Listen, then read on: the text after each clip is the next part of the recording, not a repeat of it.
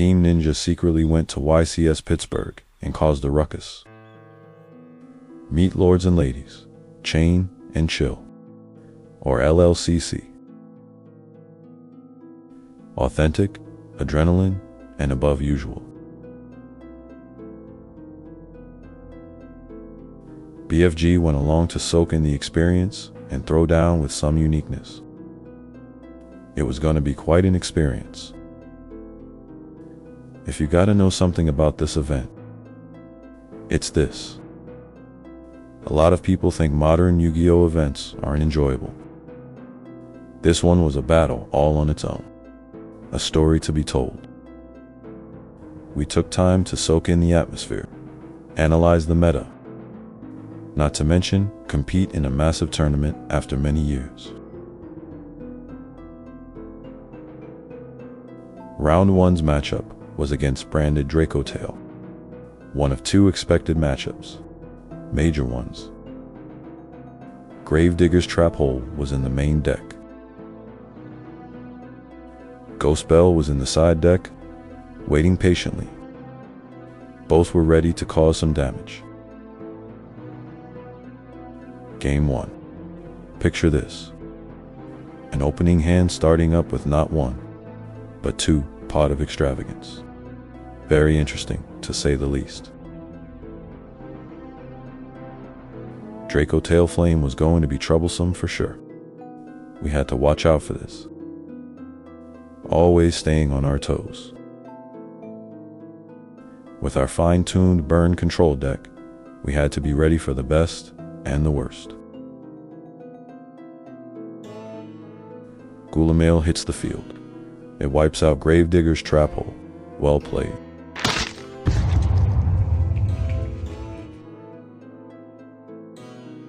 The next game saw good old Ring of Destruction doing what it does best.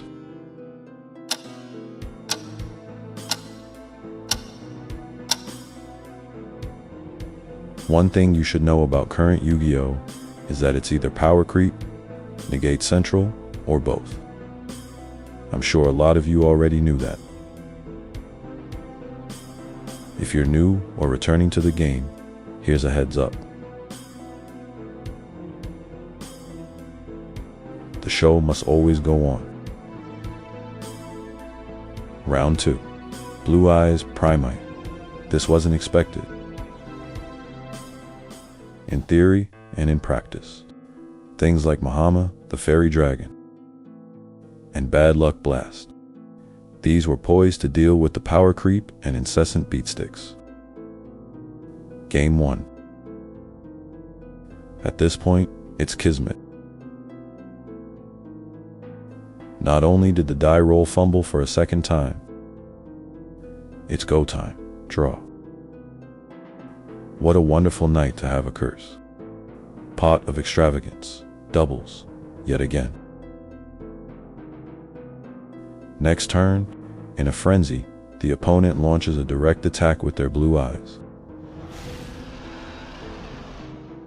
The opponent ponders. Hesitant attacks from their side and a small trap lineup opened up a path. Lady Labyrinth of the Silver Castle. This savior blocked off the field for a short while. It was a much-needed blockade during a dragonic onslaught. Some turns later, we draw Lava Golem just at the right time.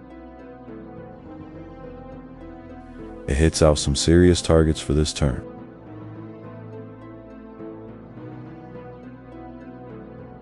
Eventually, our burn back row didn't have enough force to withstand the next swarm.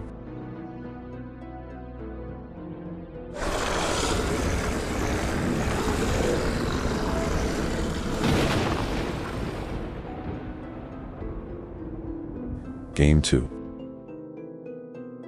As you'd expect, there's more dragon swarms. This gave us an opportunity to nuke some life points. Burn after burn. However, not drawing Ring of Destruction in time costs the game.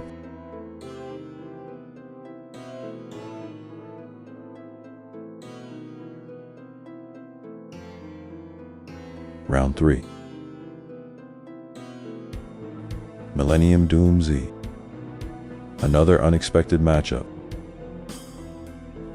Game 1 is a power struggle and a mixed bag to begin with. It's hard to explain this level of fate sometimes.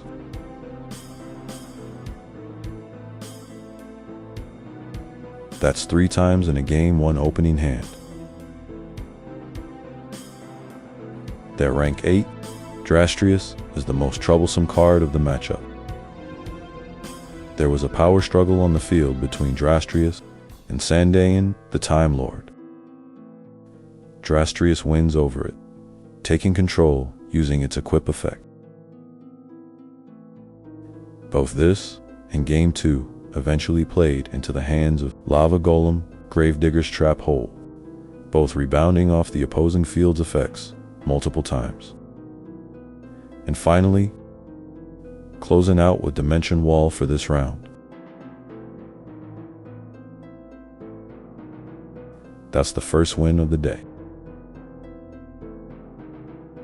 Round 4. The Revenge of Blue Eyes Primite.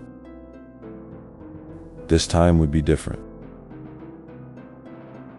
We learned just enough from the last game to know better this time. This was a 3-game match, characterized by stopping the opponent from swarming like last time.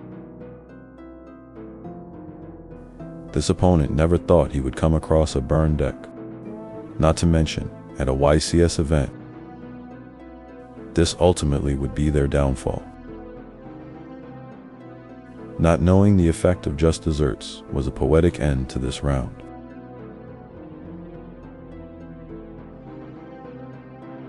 Round 5. Pure Branded, aka Resilience, the deck.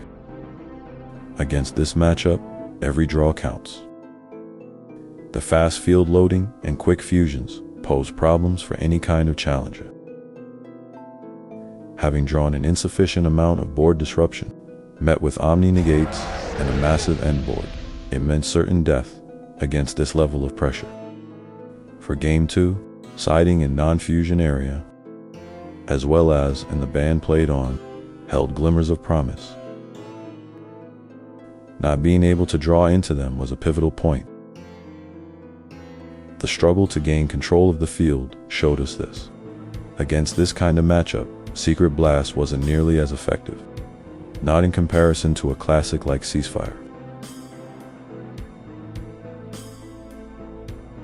Yet again, not getting Ring of Destruction proved fatal. To summarize round 6 and 7, it could be best described as this. 2 different opponents running Mitsurugi Yummy. The first opponent drops out, giving us a free win.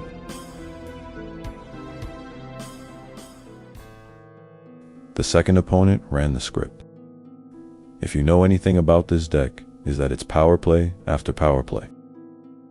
Being able to constantly work through the roadblocks. This really meant the inevitable. This isn't to say we didn't fight till the end. We needed to secure a rogue spot in the tournament. It was needed. And then, the persistence brings the zombie vampire into play, eventually bridging into the Yummy engine. And after some additional milling, the OTK happens.